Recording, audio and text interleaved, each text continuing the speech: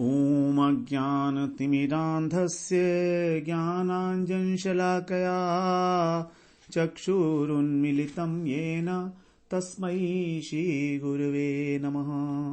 वन्देऽहं श्रीगुरो श्रीयुतपदकमलं श्रीगुरून् वैष्णवांश्च श्रीरूपं साग्रजातं सहगण रघुनाथान्वितं तं सजीवं साद्वैतं सावधूतं परिजनसहितं कृष्णचैतन्यदेवं श्रीराधा कृष्णपादान् सहगण ललिता श्रीविशाखान्वितांश्च तमादिदेवं करुणानिधानं तमालवर्णं सुहितावतारम् अपार संसार समुद्र सेतुं भजामहे भागवत स्वरूपम्। हे देव हे दैत हे भुवनैक बंधो, हे कृष्ण हे चपल हे करुणैक सिंधो, हे नाथ हे रमण हे नयनाभिराम, हा हा कदानुभवितासि पदं दृशोर्मे। श्री कृष्ण चैतन्य प्रभो नित्यानंद, श्री अद्वैत गदाधर शिवसदी गौर भक्त वृंद। हरे कृष्ण कृष्ण कृष्ण हरे हरे, हरे राम राम राम हरे हरे। हरे कृष्णा। सर्वप्रथम मैं अपने गुरुपाद पद्म ओम विष्णुपाद अष्टोत्तर शत श्री श्रीमद् भक्ति वेदांत माधव गोस्वामी महाराज के चरण कमलों में अनंत कोटि दंडवत प्रणाम ज्ञापन करता हूं। हम लोग श्रीमद् भागवत पुराण का श्रवण कर रहे हैं। हम लोगों ने पिछले सत्र में कुछ सत्रों में श्रवण किया भागवत के प्रथम स्कंद के चौथे, पांचवें और छठे अध्याय के विषय में। तो ये हमारा द्वितीय प्रकरण है, इस अध्याय का द्वितीय प्रकरण है। पहला प्रकरण था हमारा सूत शौनक संवाद, जो 3 अध्याय में वर्णित था। अब ये चौथा, पांचवा और छठा अध्याय है, ये है हमारा नारद और व्यास संवाद। इसमें नारद जी का और व्यास जी का संवाद है। तो हम लोग आज इस प्रकरण का जो सार है समरी फॉर्म में, उसको हम लोग श्रवण करते हैं। चौथे अध्याय में वेद व्यास जी के असंतोष का वर्णन है कि किस प्रकार वो इतने सारे ग्रंथों का प्रणयन करके भी उनका चित्त जो है अप्रसन्न है।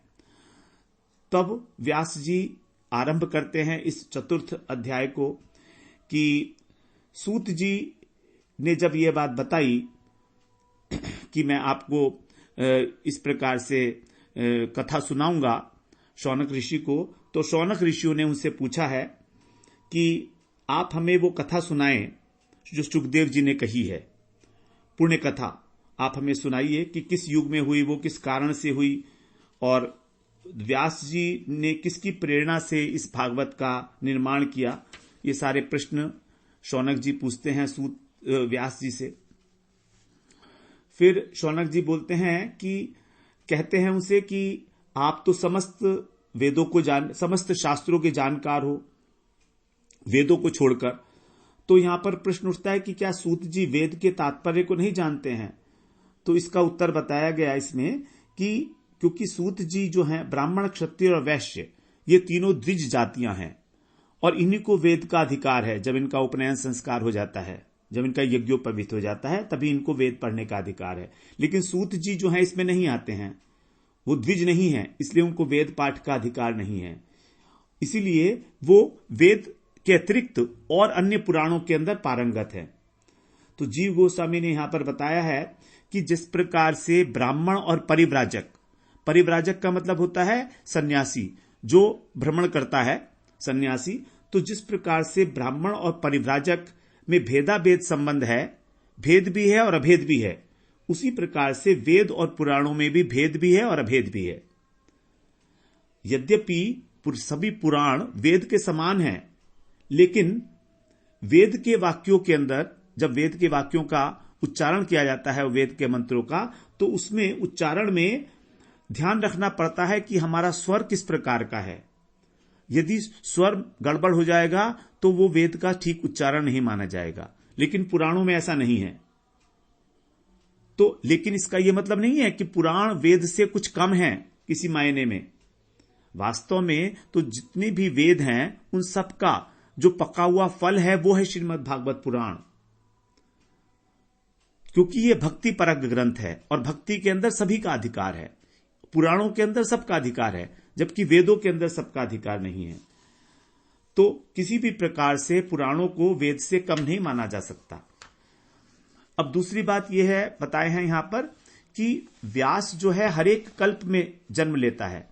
वैवस्वत मनवंतर में, द्वापर में सत्यवती और पाराशर के पुत्र में व्यास जी प्रकट हुए हैं। ये व्यास जी भगवान के अंश हैं। लेकिन कभी कभी जब एक कोई योग्य जीव होता है तो भगवान अपनी शक्ति उसके अंदर संचालित कर देते हैं और वो भी व्यास का काम करता है। लेकिन इस बार वे जो हमारा अभी मनवंतर चल रहा है, वैवस्वत 7वां मनवंतर, इसमें भगवान ही हैं, स्वयं व्यास जी के रूप में आए हैं। क्योंकि हर एक व्यास जो है वो भगवान का अंश नहीं है। किसी कल्प के अंदर भगवान अपनी शक्ति संचालित कर देते हैं। फिर आगे बताया उन्होंने कि 4 वेद हैं हमारे, ऋग्वेद, सामवेद, यजुर्वेद और अथर्ववेद। तो व्यास जी ने एक वेद का 4 भागों में विभाजन किया विषय वस्तु के अनुसार। तो जो ऋग्वेद का ज्ञाता है उसको बोलते हैं होता, जो उद्गाता होता है उसको वो है सामवेद को जानने वाला। यजुर्वेद को जो जानता है वो उसको बोलते हैं अध्वर्यु, और जो अथर्ववेद को जानता है उसको बोलते हैं ब्रह्मा। तो ये जो चारों हैं, होता, उद्गाता, अवधर्यु और ब्रह्मा, ये चारों ऋत्विज कहलाते हैं। क्योंकि एक वेद, एक ही व्यक्ति चारों वेदों को नहीं जान सकता, इसलिए उनको अलग अलग नाम दिए गए हैं। एक ब्राह्मण सभी वेदों के अंदर कुशल नहीं हो सकता, संभव नहीं हो पाएगा, इसीलिए 4 प्रकार के ऋत्विज होते हैं कोई भी यज्ञ करने के लिए, अनुष्ठान करने के लिए। होता, उद्गाता, अध्वर्यु और ब्रह्मा, इनके सबके अलग अलग रोल हैं, सबके अपने अपने अलग अलग कार्य हैं। इस प्रकार से व्यास जी ने वेदों को 4 अंशों में विभाजित किया और इतिहास और पुराणों को 5वां वेद कहा गया। उसमें से उन्होंने प्रत्येक वेद को अलग अलग ऋषि को पढ़ाया। ऋग्वेद पैल ऋषि को, सामवेद जामिनी को, यजुर्वेद वैशंपायन को पढ़ाया और अथर्ववेद जो है उन्होंने सुमंतु मनु को पढ़ाया। अथर्ववेद के अंदर जो क्रियाएं हैं वो अभिचार इत्यादि क्रियाएं हैं, तो ये कोई अच्छी चीज नहीं मानी जाती अभिचार। और इसके अतिरिक्त वहां पर जो संसार के अंदर व्यावहारिक कलाएं हैं, जैसे स्थापत्य कला है, आर्किटेक्चर इत्यादि, वो भी उसके अंदर वर्णित है अथर्ववेद में। अब व्यास जी ने जो ये पढ़ाया था वो पढ़ाया था रोमहर्षण जी को। तो ये रोमहर्षण जी जो थे ये है सूत, और इन्हीं के पुत्र हैं उग्रश्रवा। तो यहां पर जो सूत हैं वो उग्रश्रवा हैं, रोमहर्षण जी नहीं है। तो उग्रश्रवा जी जो हैं ये सुखदेव जी की सभा में उपस्थित थे। परीक्षित जी को जब सुखदेव जी सुना रहे थे तब उस समय ये उपस्थित थे वहां पर, और सुखदेव जी की कृपा से ही इनको वहां पर बैठने की अनुमति मिली और इन्होंने वहां पर अध्ययन किया। सुखदेव जी को गुरु मानकर वहां पर इन्होंने भागवत का अध्ययन किया, उग्रश्रवा सूत ने। तो इस प्रकार से यहां पर बताया गया है 3 अध्याय के अंदर कि भगवान व्यास जी इन सब का रचना करने के बाद, भागवत से पहले 17 पुराण इत्यादि की रचना करने के बाद अत्यंत असंतुष्ट हैं। उन्हें लग रहा है कि मैंने जो कुछ भी लिखा है उससे मनुष्य का अत्यंतिक कल्याण नहीं हो सकता। तो अत्यंत खिन्न है उनका मन और उदास होकर वो सरस्वती नदी के किनारे बैठे हुए हैं एकांत में। तभी वहां पर भगवान की इच्छा से नारद जी आते हैं। व्यास जी उनका आदर सत्कार करते हैं और व्यास जी से नारद जी प्रश्न पूछते हैं मुस्कुराते हुए थोड़ा सा। यहां हमारा जो है 5वां अध्याय आरंभ होता है। तो नारद जी थोड़ा सा स्मयन इव थोड़ा मुस्कुराते हुए से प्रश्न पूछते हैं। मुस्कुराने के, यहां पर नारद जी के मुस्कुराने के 3 भाव बताए गए हैं। एक तो ये कि नारद जी तो भक्ति के आचार्य हैं, हमेशा ही हंसते रहते हैं, मुस्कुराते रहते हैं, उनके चेहरे पर कभी शिकन ही नहीं आती, क्योंकि भक्त कभी भी उदास नहीं होता। दूसरा ये भी हो सकता है कि नारद जी जानते हैं कि व्यासदेव जी तो बहुत बड़े महापुरुष हैं, इन्होंने कितना बड़ा कार्य किया है जीवों के कल्याण के लिए, 4 वेद, इतिहास, पुराण इत्यादि की रचना की है। तो फिर ऐसा इतना बड़ा विद्वान पुरुष भी मोहित हो रहा है, उदास है, यह निर्णय नहीं कर पा रहा है कि उसका मन प्रसन्न क्यों नहीं है। तो नारद जी को थोड़ा सा लगा कि ये तो बड़े आश्चर्य की सी बात है, इसलिए उनके चेहरे पर कुछ हंसी सी आ गई है। तीसरा कारण यह भी हो सकता है कि नारद जी सोच रहे हैं कि अब इनसे बात करूंगा मैं तो अनेक प्रकार के प्रश्न उठेंगे और प्रश्नों के जवाब भी देंगे नारद जी, तो कौतूहल के कारण नए नए प्रश्न उठेंगे, नए नए विचार उठेंगे। उनका उत्तर देने के लिए नारद जी जो है किस प्रकार उसका उत्तर देंगे, तो होठों के ऊपर उनके एक हल्की सी मुस्कान आ गई। अनेक प्रकार के कारण हो सकते हैं। सबसे पहले नारद जी ने व्यासदेव जी से पूछा कि आपका शरीर और आपका मन ठीक तो है ना? है नहीं वास्तव में, तभी तो पूछा गया। और आप भाग्यवान हैं क्योंकि आपने इतने सब धर्मों को जानना चाहा, इतनी जिज्ञासा, आप सुसंपन्न है प्रत्येक चीज से, और आपने अद्भुत ग्रंथों की रचना की है।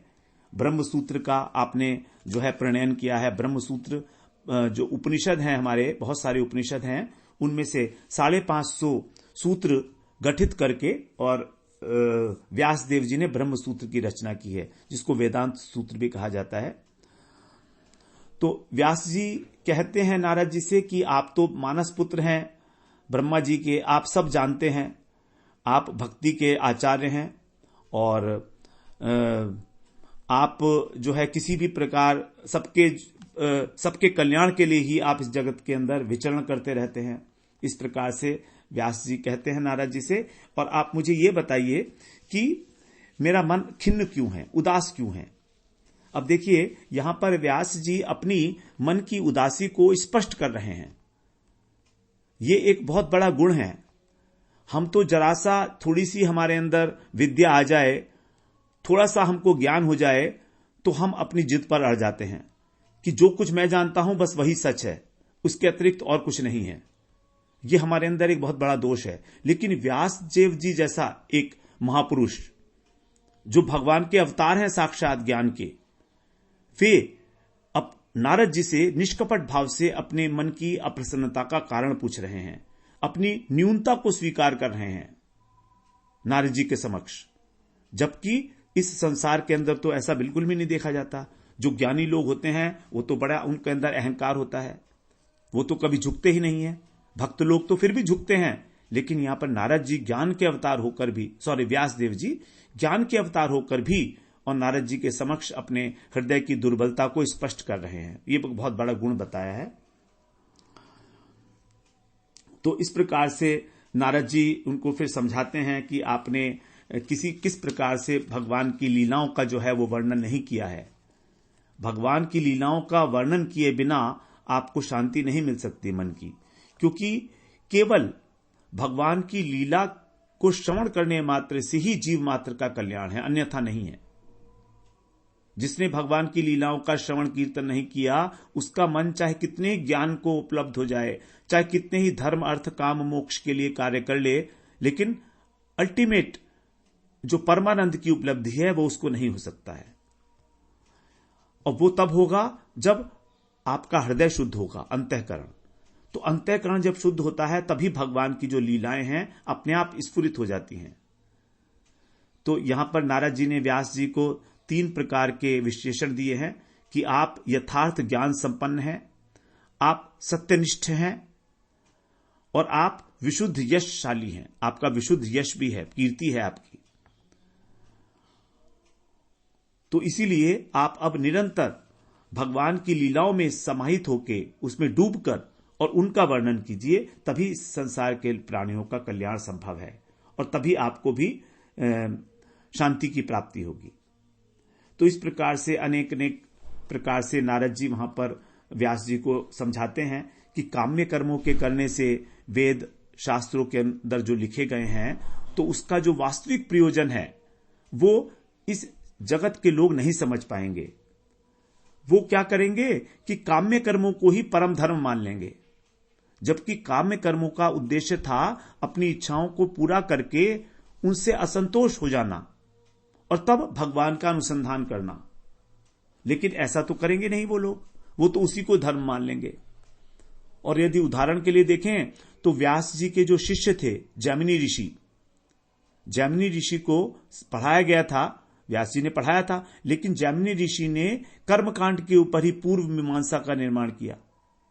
तो जैमिनी ऋषि जो हैं वो भी भक्त नहीं है, आपके अपने शिष्य है ना, वो भी कर्म को ही सब कुछ मानने वाले हैं, प्रतिपादन कर रहे हैं कर्मकांड का। आपके शिष्य ही जब इस प्रकार का कार्य कर रहे हैं इतना सब जानने के बाद भी, तो फिर आप अन्य प्राणियों से क्या अपेक्षा कर सकते हो कि वो काम्य कर्मों को करने से और भगवान की उपलब्धि कर लेंगे? ऐसा संभव ही नहीं है, चाहे उद्देश्य कुछ भी हो। तो यहां पर व्यास जी ने जो महाभारत की रचना की थी वो इसीलिए की थी कि जो जीव हैं वो सब भगवान की महिमा को समझ पाएं, जितने भी प्राणी हैं। लेकिन लोग तो भगवान की महिमा को तो क्या समझेंगे, उनको तो स्वर्ग की प्राप्ति चाहिए, उनको तो इस संसार में जो है संसारिक सुख चाहिए, शारीरिक सुख चाहिए। तो इसीलिए व्यास जी ने महाभारत इत्यादि जो ग्रंथ हैं उनमें संसारिक सुखों का प्रलोभन दिया उनको कि ठीक है, तुम संसारी सुख मिलेगा, तुम्हें स्वर्ग की प्राप्ति भी होगी, लेकिन तुम कम से कम उच्छृंखलता तो छोड़ो। जो वेदों के अंदर नियम बताया गया है, विधि, उसके अनुसार आचरण तो करो। तो उन्होंने आचरण शुरू कर दिया। अब आचरण शुरू करने का मतलब यह था कि उनको एक लाइन में लाना, उनको एक श्रृंखला में आबद्ध करना, वैदिक श्रृंखला के अंदर। लेकिन वो केवल उसी को, अर्थात काम्य कर्मों को प्राप्त करने की इच्छा और सुख को भोगने में ही तल्लीन हो गए, जबकि उद्देश्य उसका यह नहीं था। उद्देश्य था उनकी उच्छृंखलता को नष्ट करके उनको भगवान की ओर धीरे धीरे प्रवृत्त करना, जब उनकी सांसारिक इच्छाएं पूरी हो जाएंगी। क्योंकि जब संसार की इच्छा पूरी हो जाएगी और तो भी दुख मिलेगा परिणाम में, इच्छा का क्या है, भोग का परिणाम क्या है, दुख है। तो जब दुख मिलेगा तो उनके अंदर इच्छा जागृत होगी, संभावना पैदा होगी उस परम सुख को जानने की। लेकिन ऐसा तो हुआ नहीं और ऐसा होगा भी नहीं, इसीलिए आपके मन को प्रसन्नता नहीं मिल पा रही है। ये व्यास जी ने उनको बताया कि केवल जो सौभाग्यशाली और बहुत बुद्धिमान लोग हैं वही वास्तव में इन विषयों से विरक्त होकर और भगवान की आराधना में तत्पर होते हैं। अन्यथा जो साधारण लोग हैं वो तो केवल संसार के कर्म में ही रचे बचे रहते हैं।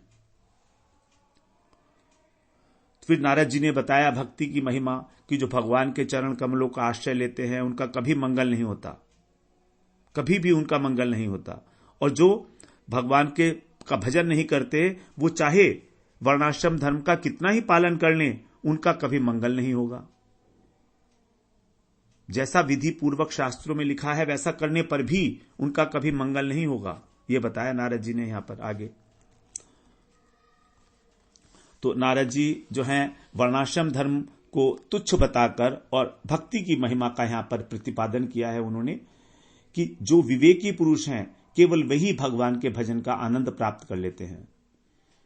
क्योंकि चाहे पाताल लोक से लेके और ब्रह्मलोक तक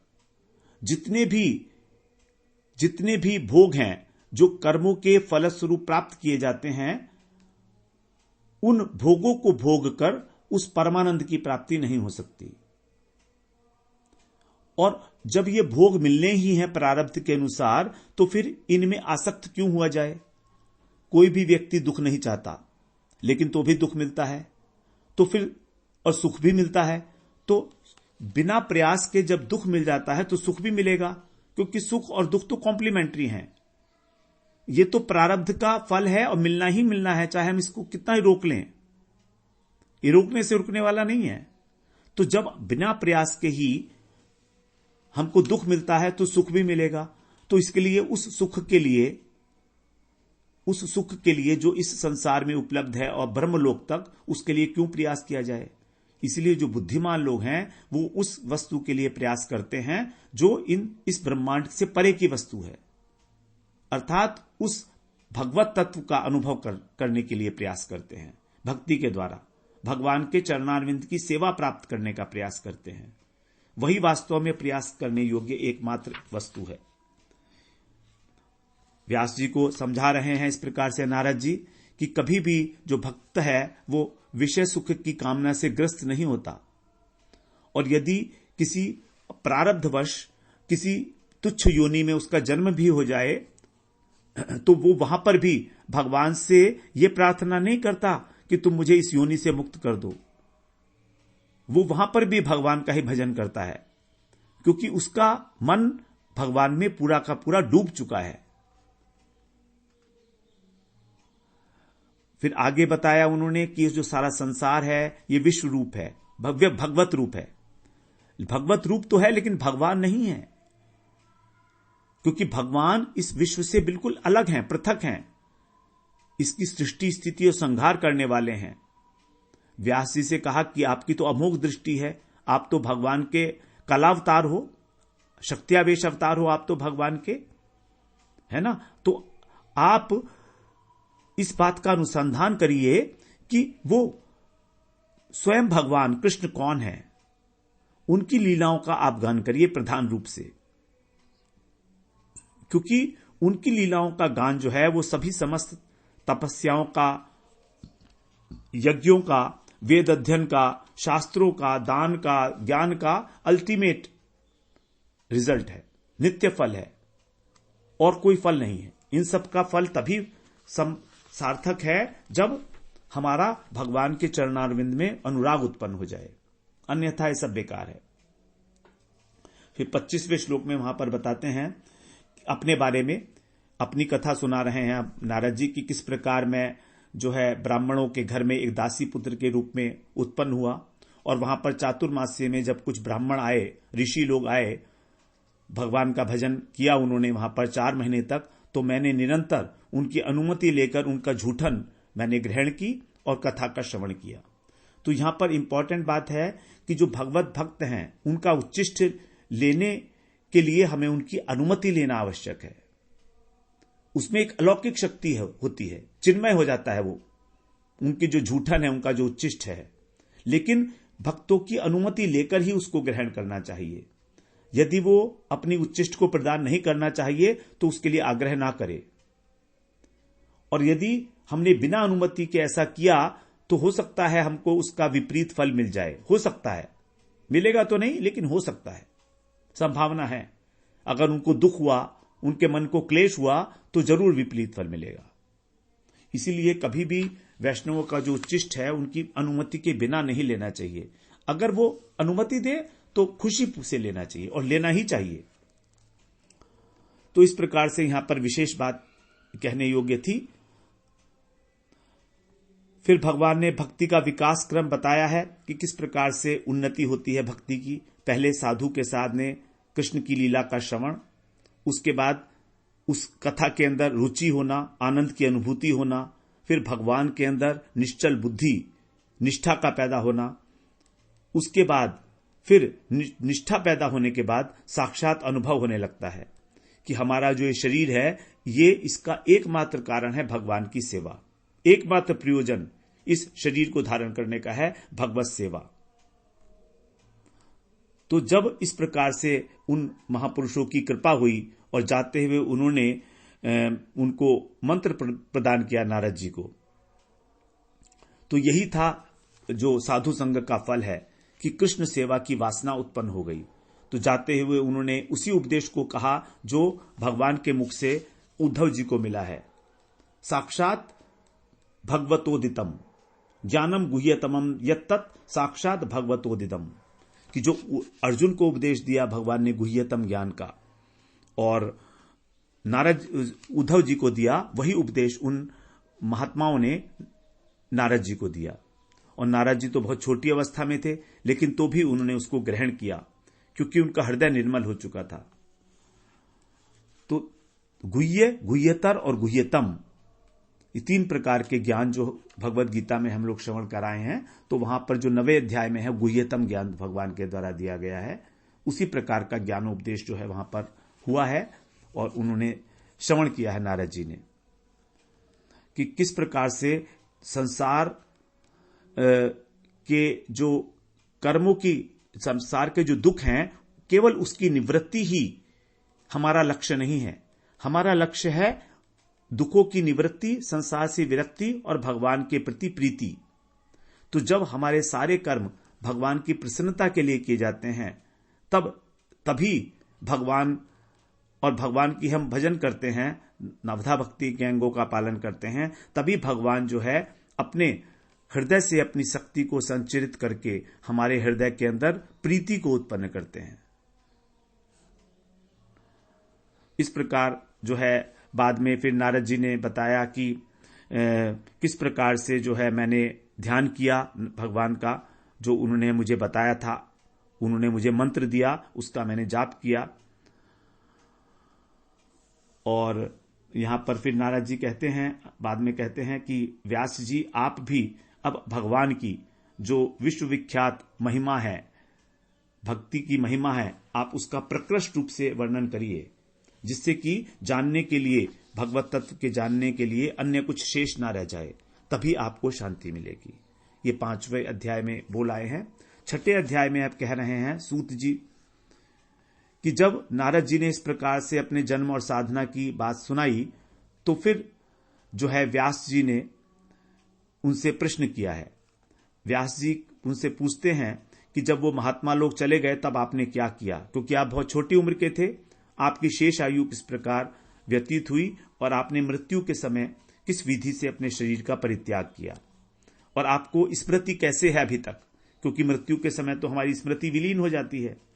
तब नारद जी ने अपने पूर्व जन्म के वृत्तांत में बहुत सारी बातें कही कि जब उनको गुह्यतम ज्ञान मिला, उस गुह्यतम ज्ञान होने के कारण उसके बाद फिर उनकी माता की मृत्यु हो गई। जब वो 5 वर्ष के थे, उसको सांप ने डस लिया था, लेकिन उनको किसी प्रकार का कोई दुख नहीं हुआ, बल्कि उन्होंने उसको भी भगवान की कृपा ही समझा कि देखो अब माँ मेरी चली गई है तो अब मैं स्वच्छंद रूप से भगवान का भजन कर पाऊंगा।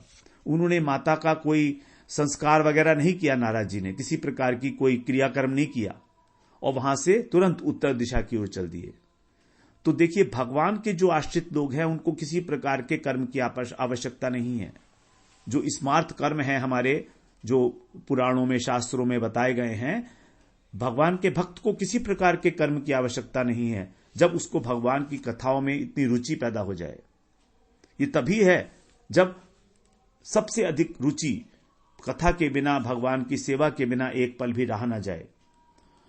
तब नारद जी वहां पर चलते चले जा रहे हैं, अनेक अनेक प्रकार के उनको स्थान मिलते हैं रास्ते में। अंत में एक निर्जन घनघोर जंगल में पहुंचते हैं, वहां पर भयानक जंतुओं को देखते हैं। आश्चर्य हो रहा, आज ना तो उन्हें आश्चर्य हुआ ना उन्हें भय हुआ, क्योंकि उनका मन तो भगवान में निविष्ट है। वहां पर फिर उन्होंने स्नान किया एक नदी के किनारे पर, जब उनको भूख प्यास लगी थी, और एक वृक्ष के नीचे, अश्वत्थ पीपल के वृक्ष के नीचे उन्होंने, जैसा कि उनको बताया था योगियों ने, उस मंत्र का जाप किया और भगवान का ध्यान आरंभ किया। भगवान का ध्यान करते करते ही उनका चित्त जो है वो अभिभूत हो गया प्रेम से, आंखों से अश्रुधारा बहने लगी उनके। तब भगवान का उनको अनुभव होना आरंभ हो गया। भगवान के श्री अंग का सौरभ उनको नासिका के अंदर अनुभव होने लगा। भगवान के श्री अंग का सौरभ, सुगंध। कृष्ण कानों के अंदर कृष्ण के नूपुरों की झंकार सुनाई देने लगी, और मुखार अपने नेत्रों से भगवान का जो मुखारविंद के सौंदर्य का पान करने लगे। इस प्रकार धीरे धीरे नारद जी के समक्ष भगवान प्रकट हो जाते हैं। अब भगवान के प्रकट होते ही उनका सारा शरीर पुलकायमान हो गया, आनंद का अतिशय बाढ़ आ गई। उस आनंद की बाढ़ में वो अपना अस्तित्व भूल गए और ये भी भूल गए कि भगवान सामने खड़े हैं, भगवान का दर्शन हो रहा है, वो भी भूल गए। तभी वो दर्शन फिर उनकी आंखों से तिरोहित हो जाता है। अब जब वो तिरोहित हो जाता है तो फिर वो दोबारा से उसके लिए प्रयत्न करते हैं, कातर हो उठे दोबारा से भगवान का दर्शन करने के लिए। जब इस प्रकार से व्याकुल हो गए नारद जी, तो आकाशवाणी होती है और आकाशवाणी में भगवान की ही आवाज है। वहां पर भगवान कहते हैं कि अब हे प्रिय वत्स नारद, तुमको जो दर्शन किए गए थे वो केवल तुम्हारी जिज्ञासा को बढ़ाने के लिए किए गए थे।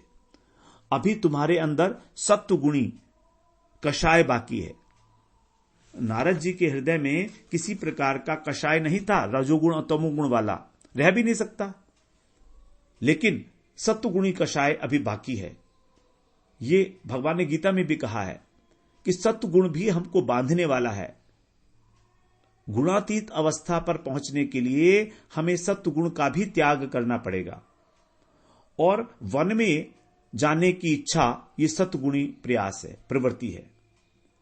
वनवास को श्रीमद् भागवत में 11वें स्कंद में कहा है कि ये सत्वगुण है, वन में वास करने का आग्रह, कामना। और नारद जी के मन में ये वासना उठी थी कि मैं वन में जाकर भगवान का भजन करूंगा। तो सत्वगुण का संपर्क होना ही वास्तव में उनके मन का कषाय था, पाप था। नारद जी में और किसी प्रकार का कोई पाप नहीं था, रजोगुणी और तमोगुणी। ये रजोगुणी और तमोगुणी जो कषाय थे वो तो कथा को सुनने मात्र से ही नष्ट हो चुके थे, लेकिन उनके अंदर एक कषाय बाकी रह गया था, और वो कषाय ये था कि मैं वन में जाकर भगवान का ध्यान करूंगा शांति से बैठकर। ये भी एक कषाय है। तो इस कषाय के लिए ही भगवान का जो दर्शन है उनको सम्यक रूप से नहीं हुआ, केवल एक झलक मात्र हुई। तो भगवान ने कहा कि अभी तुम्हारे अंदर कुछ कषाय बाकी हैं, और जब तक कषाय बाकी है तब तक मेरा अनावृत दर्शन नहीं होता। अनावृत बिना ढका हुआ। तो अभी जो नारद जी को दर्शन हुआ वो आवृत दर्शन था भगवान का, क्षण मात्र के लिए था, केवल उनकी मधुर वाणी को सुन पाए थे वो, क्योंकि उनके अंदर अभी माया का सत्वगुण का विकार जो है वो लेश मात्र था। तो गीता में कहा है भगवान ने कि सत्वगुण हमको सुख और ज्ञान की आसक्ति से बांधता है। यदि हमको अत्यधिक ज्ञान प्राप्त करने की अभिलाषा है तो इसका मतलब है अभी कषाय बाकी है। ज्ञान प्राप्त करने की इच्छा भी एक कषाय है, एक पाप है, एक अनर्थ है। उससे भगवान का अनावृत दर्शन नहीं होता है कि मुझको सुख मिले। ये कौन सा सुख? आध्यात्मिक सुख, आत्मा का सुख, ये भी एक कषाय है। तो जब तक साधक में सत्वगुण रहता है तब तक उसको देह के सुख की भी कामना बनी रहती है, देह को धारण करने भी कामना बनी रहती है। लेकिन जब कृष्ण दर्शन की लालसा तीव्र हो जाती है, कृष्ण दर्शन लालसा जो गोपियों के साथ हुआ था, जब उनकी लालसा अत्यंत तीव्र हो गई तब भगवान जो है वहां पर प्रकट हुए हैं। तासाम आविर्भूत छौरी इसमयमान मुखाम्बुज। गोपी गीत के बाद भगवान प्रकट होते हैं। जब उनके अंदर अत्यंत तीव्र हो गई आशा, तब उनका जो सात्विक कषाय था वो भी दूर हो गया। नारद जी के केस में बता रहे हैं। तो नारद जी की उत्कंठा को अत्यधिक वर्धन करने के लिए भगवान ने उनको एक प्रकार से अनावृत दर्शन दिया। अनावृत दर्शन का मतलब साक्षात दर्शन नहीं हुआ, केवल अनुभव मात्र हुआ, आनंद मिला, आनंद में खो गए। तो आनंद में खोना भी एक प्रकार का कषाय है, अनर्थ है। फिर भगवान ने कहा कि तुम अगले जन्म में मेरे पार्षद बनोगे। तो तुम्हारे जब इस जन्म के अंदर कषाय, ये जो छोटा कषाय रह गया है कुछ थोड़ा सा, वो भी, और साथ में तुम्हारी स्मृति भी बनी रहेगी एज इट इज। तुम्हें याद होगा कि तुम दासी पुत्र थे। उसी कारण आज व्यास जी से कहते हैं कि मुझको अपने पूर्व जन्मों का स्मरण है। उसके बाद वहां पर फिर नारद जी कहते हैं तब तो फिर मैंने भगवान का लीला, भगवान के नाम का गान शुरू कर दिया लज्जा को त्याग के। तो लज्जा बड़ी बड़ी बाधा है। हम लोग भगवान का नाम इसलिए नहीं लेते कि कोई देख लेगा तो क्या कहेगा कि देखो कितना बड़ा है, कितना बूढ़ा हो गया है, और देखो भगवान का नाम लेकर नाच रहा है। हमें लज्जा आती है भगवान के नाम लेकर नाचने में। हम वैसे संसार के उत्सवों में तो खूब नाचते हैं, लेकिन भगवान के नाम पर नाचना, भगवान के नाम को जोर जोर से उच्चारण करना, इसमें लज्जा आती है। कीर्तन करने में लज्जा आती है। ऐसे बहुत से लोग हैं जो कीर्तन में आते हैं और चुप रहते हैं, ना ताली बजाते हैं ना बोलते हैं। उनको लज्जा आती है ना कि कोई देख लेगा तो क्या कहेगा। तो कह रहे हैं कि मैंने सब लज्जा का परित्याग कर दिया और निरंतर भगवान के नामों का मैं कीर्तन करता रहा, स्मरण करता रहा, रागानुगा भक्ति का पालन करते रहे नारद जी इस प्रकार से। और जब उनका प्रारब्ध नाश हो गया, पतन हो गया शरीर का, तब फिर भगवान का उनको धाम की प्राप्ति हुई है, पार्षद देह की प्राप्ति हुई है। तो फिर बताते हैं वो कि जब ब्रह्मा जी के एक दिन के अंत में नैमित्तिक प्रलय पे, जब पाताल के सहित और पृथ्वी के सहित 3 लोक नष्ट हो जाते हैं, पृथ्वी भू भुव स्व, स्वर्ग लोक तक, ऊपर के जो 4 लोक हैं वो रहते हैं ब्रह्मा जी की सोने पर। महजन सत्य तप, महजन तप और सत्य, ये 4 लोग जो हैं नैमित्तिक प्रलय में नष्ट नहीं होते। नैमित्तिक प्रलय का मतलब है जो ब्रह्मा जी के सोने पर प्रतिदिन होती है, 12 घंटे तक रहती है। तो उस समय वो कहते हैं कि ब्रह्मा जी के शयन करते समय मैं उनके अंदर ही प्रवेश कर गया, और फिर जब जागे तो फिर नारद जी दोबारा प्रकट होते हैं। तो महाप्रलय जो है वो ब्रह्मा जी के 100 वर्ष पर होती है, लेकिन नैमित्तिक प्रलय केवल 1 दिन के पूरे होने पर होती है, 12 घंटे के पूरे होने पर हो जाती है। तो जब ब्रह्मा जी की 100 वर्ष हो जाते हैं, तब पूरा का पूरा ब्रह्मांड जो है वो विलीन हो जाता है प्रकृति में, और प्रकृति जो है वो अपने मूल में चली जाती है, कारणोदकशाही विष्णु में। तो इस प्रकार से नारद जी बताते हैं कि नारद जी तो अब नित्य परिकर हैं और अलग अलग धामों में नित्य विराजमान रहते हैं। वो किसी भगवत इच्छा के कारण नारद जी जो है ब्रह्मा का पुत्रत्व ग्रहण करते हैं। नारद मानस पुत्र के रूप में आते हैं, जिस प्रकार की भगवान आते हैं देवकी के गर्भ में केवल लीला के लिए, उसी प्रकार से नारद जी भी अवतार लेते हैं मानस पुत्र के रूप में ब्रह्मा जी के। तो ये नारद जी जो है भगवान का ही अवतार है वास्तव में। तो ये बताया गया है यहां पर। उसके बाद फिर बताया कि नारद जी जो हैं वो बताते हैं कि मुझको भगवान ने, कृष्ण ने ही मुझको ये स्वर ब्रह्म विभूषित वीणा प्रदान की है। स्वर ब्रह्म विभूषित, इसका अर्थ है कि संगीत के अंदर जो सप्त स्वर हैं, सारे गामा पादा निसा निषाद इत्यादि, ऋषभ इत्यादि, ये सभी शब्द जो हैं स्वर ब्रह्म को प्रकाशित करने वाले हैं। तो 7 स्वर जो हैं उसको स्वर ब्रह्म कहा गया है। तो उससे ये वीणा नारद जी की हमेशा विभूषित रहती है। इसीलिए कह रहे हैं कि ये वीणा मुझको भगवान ने ही मुझको ये वीणा प्रदान की है, और मैं अब भगवान के नाम का ही इस वीणा के ऊपर निरंतर उच्चारण करता हुआ और इस पूरे ब्रह्मांड में विचरण करता रहता हूं। तो देखिए, जहां भी नारद जी को किसी भी भक्त की सहायता करनी होती है भक्ति में आगे बढ़ने के लिए, नारद जी वहां पर पहुंच जाते हैं। तो ये नारद जी जो हैं वो धन्य है। सूत जी बोलते हैं शौनक आदि ऋषियों से कि इस प्रकार नारद जी ने व्यास जी से कहकर उनसे अनुमति ली है और वीणा बजाते हुए वहां से चले गए। नारद जी धन्य है, इनका जीवन एक आश्चर्य है, क्योंकि वीणा की तान के साथ ही ये भगवान की कीर्ति का गायन करते हुए हमेशा परमानंद में निमग्न रहते हैं, और इस संसार के अंदर जो 3 तापों से दग्ध है सबको शांति प्रदान करते हैं। अहो देव ऋषि धन्यो अयम यत कीर्ति शारंग धन्वनः। हमेशा हमेशा कीर्ति का गान करते रहते हैं भगवान की। तो इस प्रकार से ये 3 अध्याय हम लोगों ने उसका सार जो है श्रवण किया। चौथा, 5वां और 6ठा जो नारद व्यास संवाद के रूप में यहां पर दिया गया है। अब आगे हमारा उपाख्यान शुरू होगा, जो मेन प्रसंग है अब परीक्षित और कपिल, उसका सुखदेव जी का उपाख्यान है। उसके अंदर पहले कुछ महाभारत की कथाएं हैं अर्जुन इत्यादि के विषय में, कि द्रौपदी के पुत्रों का कैसे वध होता है, अश्वत्थामा को दंड दिया जाता है। ये सारी कथाएं अब शुरू होंगी। आगे हम लोग फिर अगले सत्र में 7वें अध्याय में प्रवेश करेंगे, जो हमारा 3रा प्रकरण होगा। वांछा कल्पतरुभ्यश्च कृपा सिंधुभ्य एव च पतितानां पावनेभ्यो वैष्णवेभ्यो नमो नमः।